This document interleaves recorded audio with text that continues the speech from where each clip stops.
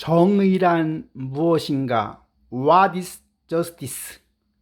저자는 마이클 샌달입니다. 마이클 샌달은 1953년 미네소타에서 출생하였고 27세에 최연소 하버드 대학 교수가 되었습니다. 자유주의 이론의 대가인 존 롤스의 정의론을 비판하였고 30년간 하버드대 정치 철학을 가르쳤으며 정의 수업은 20년간 하버드대에서 최고의 명강의로 손꼽히고 있다고 합니다. 저서로는 자유주의와 정의의 한계, 공공 철학 등이 있습니다. 먼저 책을 소개해보면 저자인 마이클 샌델이 직접 하버드대 실제 강의를 바탕으로 쓴 책입니다. 하버드에서 학생들 사이에 20년간의 최고의 강의로 선정되기도 하였습니다. 국내에서 인문학 서적으로 보기 드물게 베스트셀러가 된 책이며 특히 40대 이상 연령층에서 많이 구독했다고 합니다. 베스트셀러의 원인으로는 책 제목이 오래된 기억을 되살리게 하는 것이고 최근 몇 년간 우리 사이의 현상과 맞아 떨어진 것이 아닌가 합니다. 책의 전체적인 내용은 정의가 무엇인지 묻기 위해 우선 도덕적 딜레마 상황을 제시하고 답을 찾기 위해 과거의 철학자인 칸트, 아리스토텔레스, 제러미 벤담, 존 스튜어트 밀, 존 롤스 등의 다양한 주장들을 분석하고 의문을 제기하여 정의를 찾아가고 있습니다.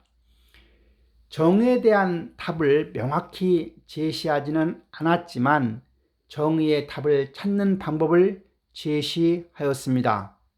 행복, 자유, 미덕의 관점에서 저자의 이 책을 쓴 목적은 독자들이 정의에 관한 자신의 견해를 비판적으로 고찰하면서 자신의 생각을 확인하고 왜 그렇게 생각하는지 고민하게 하는 것이었다고 합니다.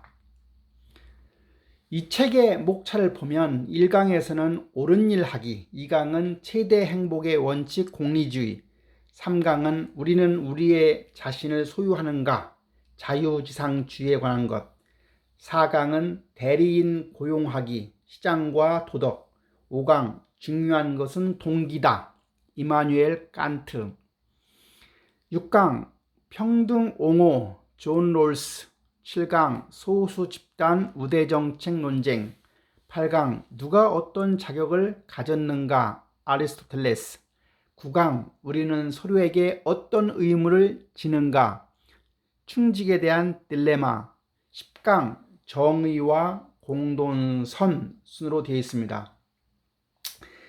1강 옳은 일 하기입니다. 플로리다 태풍에 의해서 생필품 가격이 폭등하게 됩니다. 2004년 여름 플로리다의 태풍으로 인해 생필품 가격의 폭등 현상이 발생합니다. 얼음 주머니 하나가 2불이던 것이 10불로 올라가고 소형 발전기 250불이던 것이 2000불로, 방값이 40불이던 것이 160불로 껑충 뜁니다. 친시장 논평가 제프 제이커비는 시장이 견딜만한 값을 요구하는 것은 폭리가 아니다. 탐욕도 뻔뻔스러움도 아니다. 그것이 자유 사이에서 재화와 용역을 분배하는 방식이기 때문이다. 재화와 용역을 판매하는 사람이 자연재해를 이용해 시장이 견딜만 하다면 어떤 가격도 붙여도 상관없는가? 이때 법이 조금이라도 힘을 쓸 수 있다고 하면 어떤 역할을 해야 하는가? 자유로운 거래가 방해될지라도 정부는 가격 폭리를 금지해야 하는가? 예를 들어 배춧값 폭등 문제, 휴가철, 바가지 요금 등을 생각해 볼 수 있습니다. 법의 역할은 어떤 역할을 해야 하고 사회는 어떻게 조직되어야 하는가? 이와 관련된 정의는 무엇인가? 구제금융을 둘러싼 분노입니다. AIG 보험회사는 정부의 막대한 자금 지원으로 살아난 회사입니다. 과다한 상여금 지급으로 여론의 분노를 사서 일부 해소되기도 하였습니다.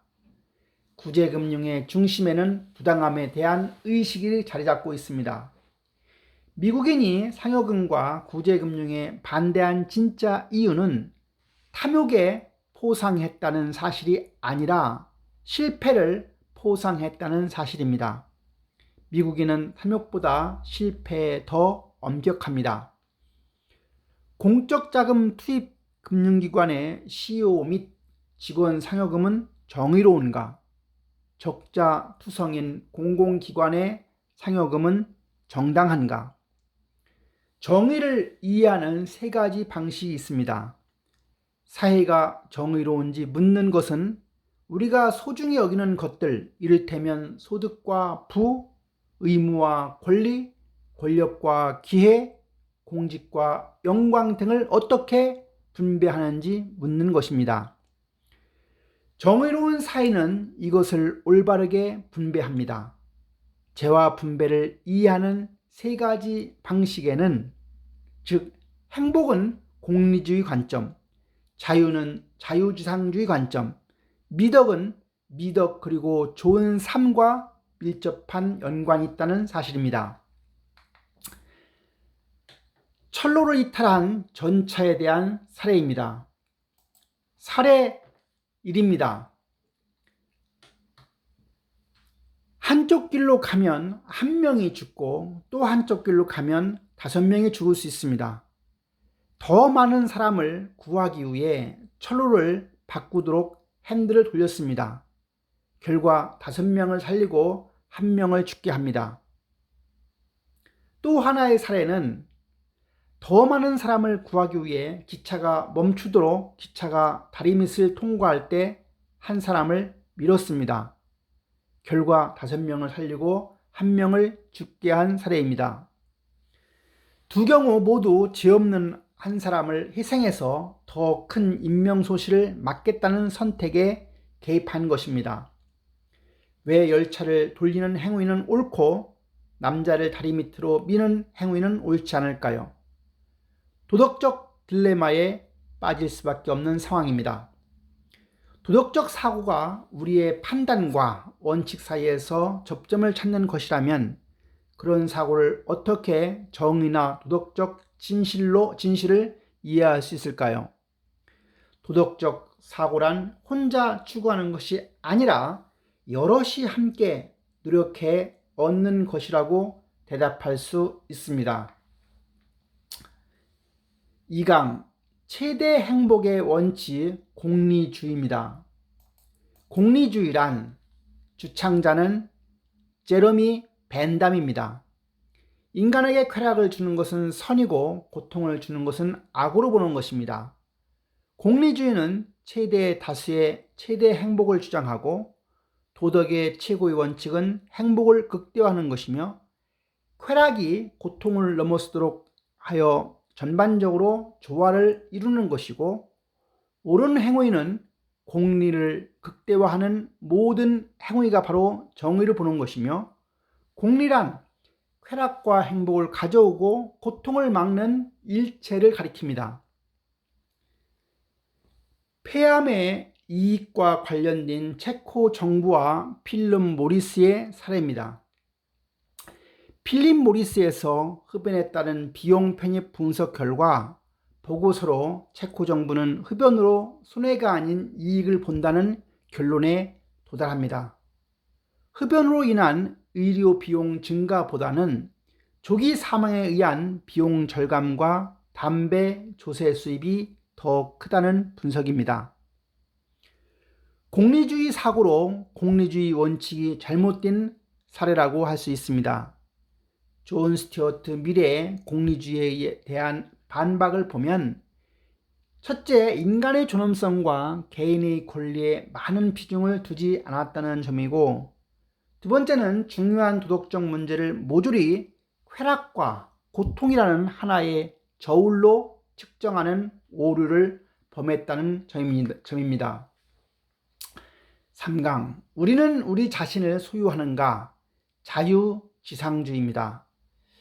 자유지상주의라고 하는 것은 규제 없는 시장을 옹호하면서 정부 규제에 반대하는데, 그 명분은 경제 효율성이 아니라 인간의 자유인 것입니다. 이들의 핵심 주장은 우리들 개인에게 자유라는 기본권이 있다는 점입니다. 로버트 노직 자유시장 철학자의 주장을 보면 오직 계약을 집행하고 사람들을 무력과 절도와 사기에서 보호하는 기능을 수행하는 최소 국가만이 정당화될 수 있다고 합니다. 거기에 더 나아가면 어떤 일도 강요받지 말아야 하는 개인의 권리를 침해하는 그런 국가는 정당화될 수 없습니다. 1. 시장 경제에서 자유로운 선택으로 부를 얻었다면 전혀 부당하지 않다. 2. 경제 불평등, 부자와 가난한 자는 부당하며 부자에게 세금을 부과하여 가난한 자를 도와야 한다. 앞에 1과 2 중 누가 옳을까요? 그렇다고 하면 부자세, 종부세는 정당할까요? 4강, 대리인 고용하기, 시장과 도덕입니다. 자유시장은 공정한가? 돈으로 살 수 없는 또는 사서는 안 되는 재화도 있을까? 그렇다면 그것은 어떤 재화이며 그것을 사고 파는 것은 왜 문제가 될까요? 자유시장 옹호는 전형적으로 두 가지 주장에 근거한다고 합니다. 첫째는 자유에 관한 주장으로 자유지상주의이며, 두 번째는 행복에 관한 주장으로 공리주의입니다. 자유시장이 전체 행복을 증진시키며 두 사람의 거래는 둘 다 이익입니다. 자유시장에 대한 회의론자는 시장에서 이루어지는 선택이 겉보기처럼 늘 그렇게 자유롭지 않다는 점이며, 특정 재화나 사회적 행위는 돈으로 사고 팔 경우에 타락하거나 질이 떨어진다는 점입니다. 돈으로 지불할 때도 도덕성의 문제는 있지 않을까요? 남북 전쟁 당시 징집에 대한 대리인 고용 문제 사례입니다. 링컨이 남북 전쟁 당시 처음으로 징병법에 서명하게 됩니다. 징집은 미국 개인주의의 전통에 어긋난 것이며, 다른 사람을 고용해 대신 복무하게 하거나 일정 금액을 내어 복무 면제를 허용하는 것입니다. 남북 전쟁 때 병역제도는 정당한 방법인가요? 부자는 돈을 내고 징집을 피하거나 대리인을 고용하였습니다. 그러면 지원병 제도는 정당한가요? 납세자가 단체로 돈을 내어 대리 고용하는 것인데 남북전쟁 병역제도가 무엇이 다른가요? 군 복무는 모든 시민이 수행해야 할 의무일까요? 아니면 힘든 작업처럼 위험한 일의 하나이며 노동시장의 원리에 따라야 마땅할까요? 군인을 징집할지 고용할지는 시민의 의무의 기본과 범위를 살펴본 뒤에 결정한다고 하면 수월할 겁니다. 자유시장에서 우리의 선택은 얼마나 자유로운가요? 세상에는 시장이 존중하지 않는, 그리고 돈으로 살 수 없는 미덕과 고귀한 재화가 과연 존재할까요? 5강, 중요한 것은 동기다. 이마누엘 칸트 이야기입니다. 칸트의 권리 옹호를 보면 의무와 권리에 대해 우리는 존중받아야 하는 존엄성을 지닌 이성적인 존재라는 생각에 기초합니다. 도덕은 인간 그 자체를 목적으로 여기고 존중하는 것, 따라서 공리주의를 비판한 것입니다. 자유지상주의를 지지하지만 그가 말하는 자유는 까다롭습니다. 도덕, 정의란 무엇인가요? 어떤 행동의 도덕적 가치는 그 결과가 아니라 동기에 있습니다. 의무 동기에서 나온 행동만이 도덕적 가치를 지니는 것입니다. 자기 이익만을 위해 정직한 행동을 하는 것은 도덕적 가치가 부족합니다. 칸트는 원칙을 고수하는 자세만이 행동에 도덕적 가치를 부여하는 유일한 의무 동기에 포함된다고 하였습니다. 친구를 죽이려는 살인자에게 거짓말을 하는 행위는 정당한가요? 칸트의 생각은 회피할 수 없는 발언에도 진실을 담아야 한다고 생각했습니다. 이것은 모든 사람을 상대로 지켜야 할 엄연한 의무이다. 그에게나 다른 누구에게나 아무리 큰 불이익이 닥친다 해도 마찬가지다. 진실을 말해야 할 의무는 결과에 상관없이 유효하다고 했습니다. 과연 칸트의 생각이 옳을까요? 선의의 거짓말은 용납될 수 없을까요? 6강 평등 옹호 존 롤스입니다. 정의를 고민하는 올바른 방법은 원초적으로 평등한 상황, 무지의 장막에서 어떤 원칙에 동의해야 하는가를 묻는 것입니다. 정의에 두 가지 원칙이 있습니다. 첫째는 차등 원칙으로 이것은 사회에서 가장 약자에 속하는 사람에게 이익이 돌아가는 경우에만 사회적, 경제적 불평등을 인정한다는 원칙입니다. 공리주의를 거부하고 모든 시민이 양심의 자유와 사상의 자유를 포함한 기본권을 평등하게 누려야 한다는 원칙입니다. 롤스의 정의론을 보면 강제로 평등을 달성하는 이를 능력위주 시장사회를 대체할 유일한 대안으로 보지는 않습니다. 롤스가 내놓는 대안은 차등 원칙이라 부르는 것으로 재능 있는 사람에게 불이익을 주지 않으면서 재능과 소질의 불공정한 분배를 바로잡는 것입니다. 재능 있는 사람을 격려해 그 재능을 개발하고 이용하되 그 재능으로 시장에서 거둬들인 대가는 공동체 전체에게 돌아가게 하는 것입니다. 가장 빠른 주자에게 족쇄를 채우지 말고 최선을 다해 달리게 하라는 것이죠. 7강 소수 집단 우대 정책 논쟁입니다. 취업과 대학 입학에서 인종과 민족을 고려하는 행위는 부당한가요? 소수 집단 우대 정책으로 첫째, 과거의 잘못을 보상하기. 둘째, 다양성 증대, 즉 다양성 논리를 내세우는 이들은 입학 허가를 수혜자에 대한 보상이 아니라 사회적으로 가치 있는 목적을 실현하는 수단으로 보는 겁니다. 다양성에 대한 반박 논리입니다. 첫째, 현실적 반박입니다. 소수 집단 우대 정책의 효과에 대한 의문입니다. 예를 들어 농어촌 우대 학생의 서울대 부적응 문제 있지 않을까요? 둘째, 원칙적 반박입니다. 소수 집단 정책이 달성하기 어렵고 득보다 해가 많을 수 있습니다. 인종우대 정책은 권리를 침해한다고 합니다. 칸트의 롤스식 자유주의자는 아무리 바람직한 목적이라도 개인의 권리보다는 우위에 있어서는 안 된다는 것입니다. 대학이 경매로 입학생을 뽑아도 될까요?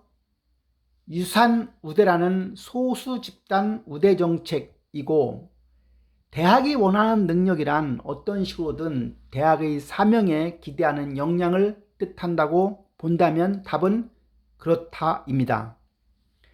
그러나 경매 입학 제도의 문제는 지원자의 기회보다 대학의 청렴성과 관계가 있습니다. 돈벌이가 입학 정책을 좌우한다고 하면 대학은 가장 중요한 존재 이유인 학문 추구와 시민의 기대에 부응해서 멀어질 수밖에 없는 겁니다. 그렇다면 한국에서 유명 인사의 특별 입학은 문제가 없는 걸까요? 소외계층 특별 전형 같은 입학 문제는 어떤가요? 지금까지 칸트와 롤스의 철학은 좋은 삶에 관한 서로 다른 시각들 사이에서 중립을 지킬 수 있는 정의와 권리의 기본을 찾으려는 과감한 시도였습니다. 8강 누가 어떤 자격을 가졌는가? 아리스토텔레스. 아리스토텔레스의 정의란 무엇일까요? 정의란 사람들에게 그들이 마땅히 받아야 할 것을 주는 것입니다. 아리스토텔레스는 정의가 중립적이라고 생각하지는 않았습니다. 정의에 관한 논쟁은 영광, 미덕, 그리고 좋은 삶의 본질에 관한 논쟁이었습니다. 첫째, 정의는 목적론에 근거한다. 둘째, 정의는 영광을 안겨주는 것이다. 그런데 무엇이 마땅히 받아야 할 것이며 능력과 자격의 근거는 무엇인가요? 아리스토텔레스는 플루토를 나누어 줄 때 부자나 잘생긴 사람 또는 전반적으로 뛰어난 사람을 골라서는 안 되며 최고의 플루트 연주자를 찾아서 플루트를 나누어 주어야 한다는 점이었습니다. 이 분배 방식이 잘 연주되어야 한다는 플루트의 존재 이유에 맞기 때문입니다. 플루트의 목적에 맞는 사람이 플루트를 가져야 하는 것입니다. 목전론적 사고에 의하면 재화를 공정하게 분배하려고 하면 재화에 해당하는 텔로스, 목적에 물어야 합니다. 아리스토텔레스에게 정의는 적합성이 문제였습니다. 사례 연구로 닭 가공 공장에서 일하는 위험한 작업들이 있습니다. 이런 위험한 작업 노동이 정당한가 부당한가요? 자유지상주의 입장에서 보면 노동자가 노동력과 임금을 자유롭게 교환하면 정당하다고 보는 것입니다. 롤스의 입장에서 보면 주변의 여건이 공정한 상태에서 노동이 자유롭게 교환되었다고 하면 노동은 정당하다고 보는 겁니다. 하지만 아리스토텔레스의 관점에서 보면 일이 정당하려고 하면 노동자의 본성에 맞아야 한다고 합니다. 법을 만들고 집행할 때 좋은 삶의 본질을 논하지 않고 공정성을 말하기는 불가능하다는 이야기입니다. 9장 우리는 서로에게 어떤 의무를 지는가? 충직 딜레마입니다. 공개 사죄와 보상, 역사적 부당행위에 대한 집단적 책임, 가족과 시민에 대해 느끼는 자부심, 동료와 연대, 형제와 자식의 도리 같은 충직이 대체 정의와 무슨 상관일까요? 이런 우리의 의무는 모두 의지나 선택에서 나왔을까요? 국가는 역사적 잘못을 사죄해야 하는가? 조상의 죄를 우리가 속죄해야 하는가? 독일과 일본 사죄 문제와 관련된 이야기입니다. 공개 사죄를 정당화하는 주요 근거는 공개 행위로서 공식 사죄는 과거의 상처를 감싸고 도덕적, 정치적 화해의 기초를 다진다는 것입니다. 더불어 희생자와 그 후손에게 미치는 부당한 행위의 후유증을 줄이는 데 도움을 줄 수 있다고 보는 거지요. 이런 이유가 사죄를 정당화하기에 과연 그렇다고 충분한가요? 존 하워드 호주 총리는 호주의 현 세대가 앞선 세대의 행위를 공식 사죄하고 책임을 인정한다고 생각하지는 않는다였습니다. 철학자 맥켄타이어는 나는 사회적 역사적 역할과 지위와는 별개의 존재라는 생각은 잘못이다. 나는 개인이라는 자격만으로 결코 선을 추구하거나 미덕을 실천할 수는 없다고 하였습니다. 선택의 자유는 공정한 조건에서 이루어질 경우에는 정의로운 사이의 기초로 충분하지는 않습니다. 본질적인 도덕 문제를 다루지 않고는 권리와 의무를 규정하기가 때로는 불가능합니다. 설령 가능하다 해도 그것은 바람직한 규정이 아닐 것입니다. 애국심은 미덕인가요? 같은 시민끼리는 의무는 다른 나라 사람에 대한 의무를 넘어서는가? 그렇다면 그 의무를 합의만으로 설명할 수 있는가? 애국심의 열렬한 옹호자 장자크 루소는 공동체에 대한 애착과 정체성은 보편적 인간성에 반드시 덧붙여야 할 요소라고 보았습니다. 애국심은 제한적인 원칙입니다. 같은 시민 사이에 응집된 인간성이 서로를 습관적으로 만나면서 그리고 서로를 결합하는 공동의 관심사로 인해서 새로운 힘이 생겨나는 좋은 일입니다. 정의를 생각하는 두 가지 방식이 있습니다. 첫째는 칸트와 롤스에게는 권리가 선을 앞선다고 보는 것입니다. 의무와 권리를 규정하는 정의의 원칙은 좋은 삶을 규정하는 여러 개념 사이에서 중립을 지켜야 한다는 것입니다. 두 번째, 아리스토텔레스는 정의의 원칙이 좋은 삶에 대한 여러 견해에서 중립을 지킬 수 있다거나 지켜야 한다는 생각을 하지 않습니다. 공정한 헌법의 목적 중 하나는 좋은 시민, 좋은 인격을 키우는 일로 보는 것입니다. 10강 정의와 공동선. 정의는 올바른 분배만이 문제가 아닙니다. 그것은 올바른 가치 측정의 문제입니다. 도덕적, 종교적 가치에서 정의를 이해하는 세 가지 방식을 탐색해 보면, 첫째는 공리주의로 정의란 공리나 행복 극대화, 최대 다수의 최대 행복으로 보는 관점이고, 자유지상주의에서는 즉 자유주의적 평등주의 관점에서는 정의란 선택의 자유를 존중하는 것이고,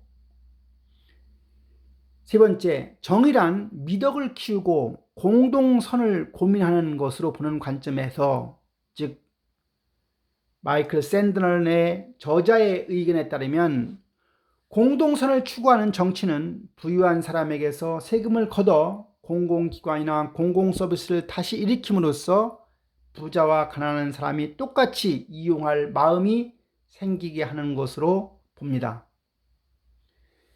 여기서 공리주의의 단점, 벤담의 이론이죠. 단점은 정의와 권리를 원칙이 아닌 계산의 문제로 만든다는 것이고, 두 번째는 인간의 행위의 가치를 하나의 도량형으로 환산하여 인간의 질적 차이를 무시한다는 점입니다.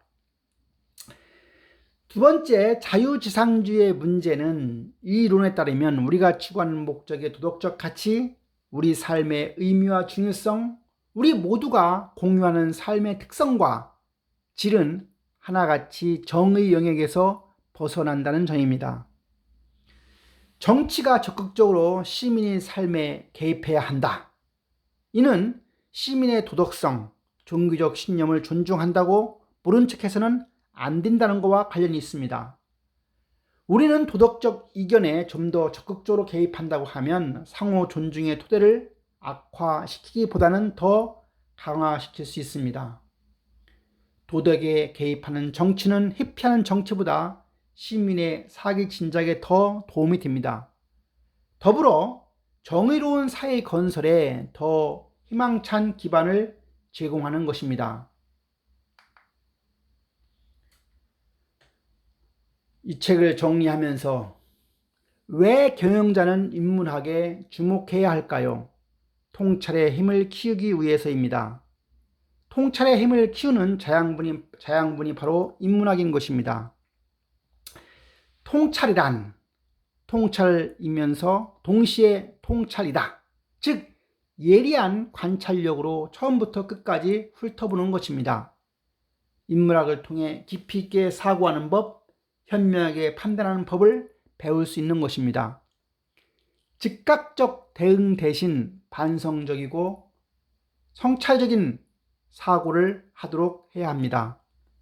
새롭게 시작하기를 근본적으로 가르쳐주는 학문이기 때문입니다. 이상입니다.